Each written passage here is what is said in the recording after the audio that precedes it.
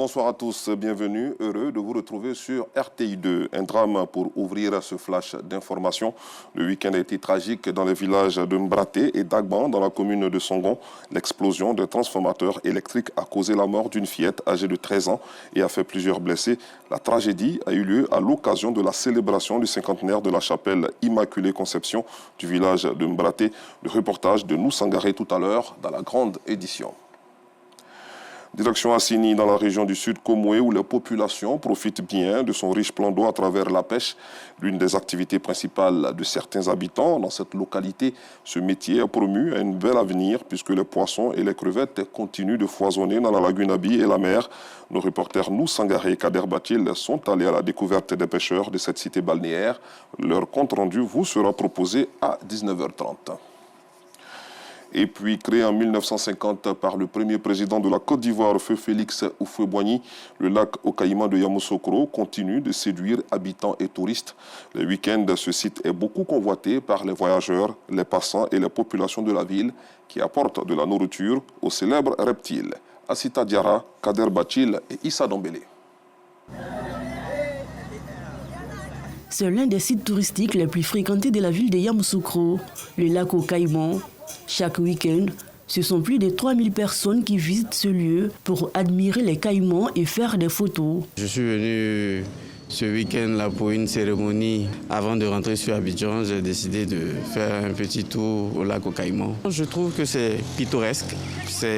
Culturellement, ça fait partie de ce que je dirais des grands endroits de la Côte d'Ivoire à visiter. Anderson, voyageuse, a fait une escale à Yamoussoukro dans l'unique but de voir les caïmans. Heureuse de les retrouver, elle leur donne du poisson frais.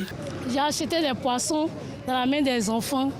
Bon, ça m'a plu de donner aux caïmans. J'ai vu les caïmans, je suis très fière, je suis contente. Je dis aussi merci à la population de Yamoussoukro. Le lac au Caïman fait la fierté des habitants de Yamoussoukro. Au cours de leurs différentes visites, il ne manque pas de leur apporter du poulet. Les samedis, comme c'est le jour de repos, on vient, voilà, on cherche quelque chose, c'est pain, voilà, poulet. C'est que tu as quoi, tu donnes à cela, puisque le président n'est pas là.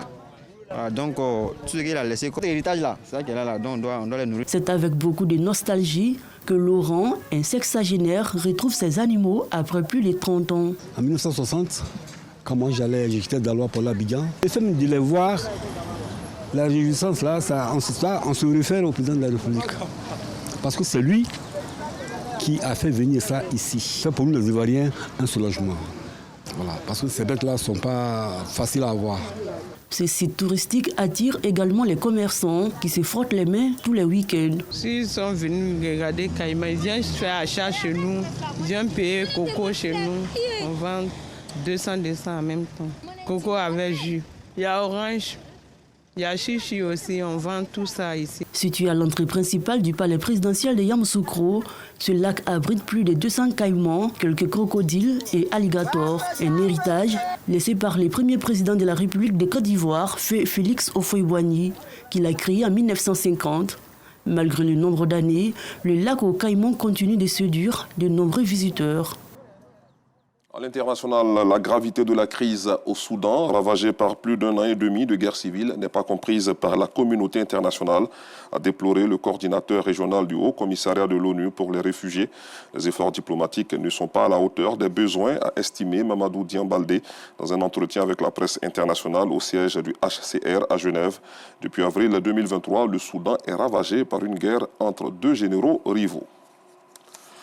Hors du continent, la vice-première ministre du Canada a annoncé ce lundi sa démission du gouvernement sur fond de désaccord avec Justin Trudeau concernant les menaces de Donald Trump d'imposer des droits de douane de 25% sur tous les produits canadiens.